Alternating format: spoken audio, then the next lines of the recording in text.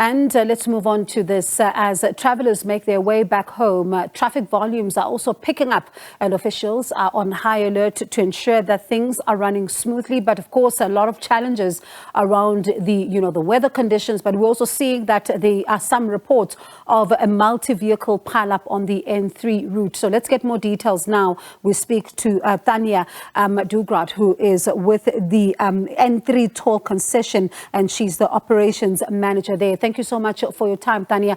A multi-vehicle pileup on the N3 route, we understand. Is it on that route? What do we know? Good evening, Bongiwe, and good evening to your viewers. Yes, that is correct. There has been a multiple vehicle crash incident that occurred in the vicinity of Hilton, that is just south of the Sadara interchange and south of the N3 toll route itself, but it is impacting the northbound carriageway. At this stage, the information that I have from the authorities who are responsible for that scene is that the northbound carriageway is close to traffic because traffic is being stacked at the moment while they are attending to the scene. As soon as more information becomes available, they will release that, and we will obviously share that with our road users as well, because this is obviously going to impact on our travelers making their way northbound back towards Gauteng. And I know you say more information is still to come, so we don't know how many vehicles involved at the stage. We don't know if there are any fatalities or injuries right now. No, nothing unfortunately available from the scene, except that there are a number of vehicles involved, and it is going to take quite a while for them to unfortunately attend to the scene itself and get the roadway reopened for traffic to move. But obviously they will do so as quickly as possible. And looking on the roads right now, I mean, just a few hours ago, I saw, on the N3 tolls Twitter page that, traffic volumes are starting to pick up, and it looked like a lot more people were now starting to make their way back home. How are things looking right now? Well, very much so. In fact, we reached highs of just over 2,200 vehicles an hour a very short while ago on the N3. We are obviously expecting that we will see that those traffic numbers will taper off quite significantly.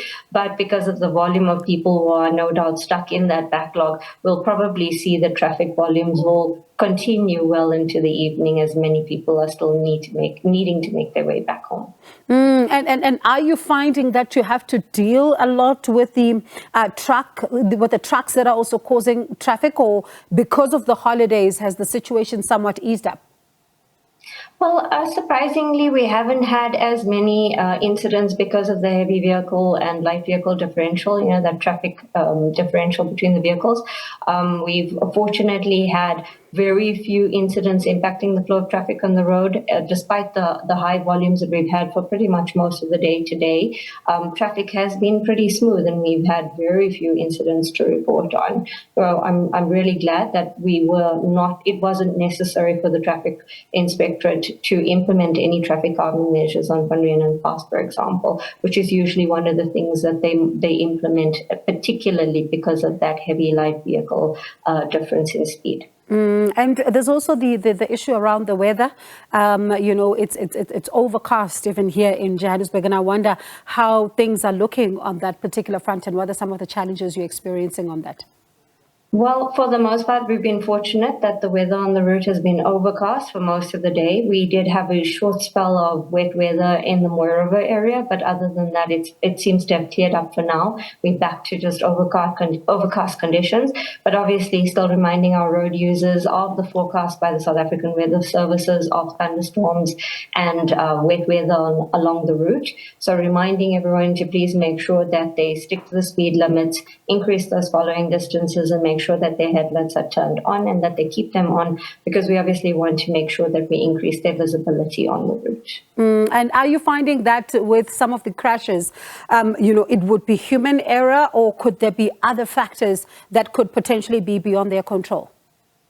I think it's very much in line with what we found historically, that the majority of crashes that are reported on the N3 tend to be as a result of human error, and often that's because of negligence, such as speeding or overtaking when it's not safe to do so, or often just because they're distracted, paying attention to their cell phones or being distracted even by their passengers. So again, it's one of those things where we have to just keep reminding everyone that road safety is a shared responsibility.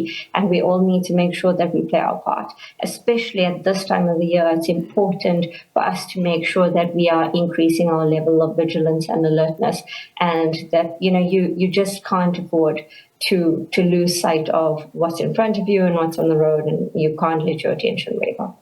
A shared responsibility, and that is something I hope a lot of people really understand how critical that is, because it's not just about you on the road. You also need to concentrate on everyone else as well. Thania, thank you so much for that update, and let's see how things are looking during the course of the evening, given the fact that there's now that multiple vehicle pileup, as you say, that it might lead to a bit more of delays there. That's Thania Dhoogra, N3 Toll Concession Operations Manager.